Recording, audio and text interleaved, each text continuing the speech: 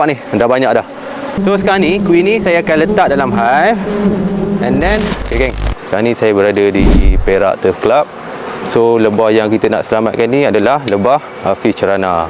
So sekarang ni saya berada di Tai Bumbung lah. So kita nak try kopak dia. Sekarang ni saya nak cuba cabut setiap kom-kom ni. Kita cabut satu.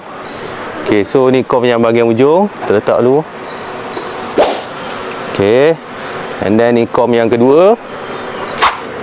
Okay, ni berut yang ketiga. Sekarang ni saya nak try cari queen.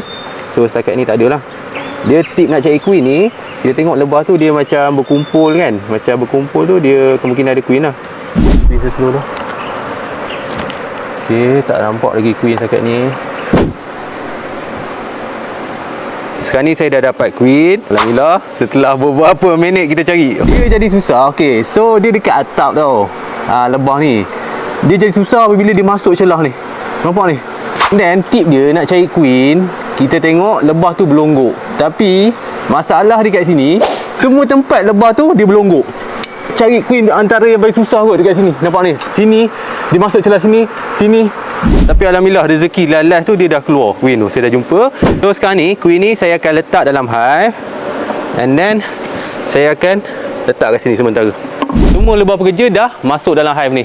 So kita bagi dalam beberapa minit, nanti semua lebah pekerja dah masuk, and then kita boleh tutup lah. Itu kepentingannya kita kena dapatkan queen ni. Okay, sekarang ni kita dah selesai.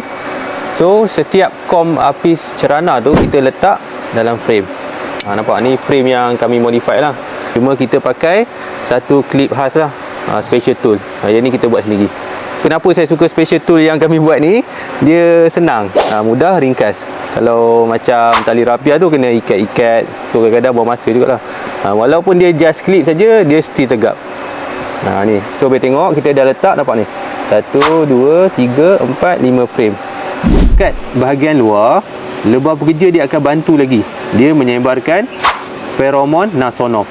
Macam mana kita nak tahu dia menyebarkan feromon nasonof? Kita tengok abdomen dia. Nampak dia angkat. Contoh nampak dia angkat. Nampak ni. Yang ni dia angkat. Nanti lebah pekerja nampak ni. Dekat atas ni ada sedikit lagi lebah pekerja. Nampak ada sikit ni. Nanti dia akan balik ke hive ni. Lebah dah banyak masuk. Kamera boleh tengok. Lebah dah banyak masuk. So nanti saya akan tutup ni. Kami custom ni nampak tutup.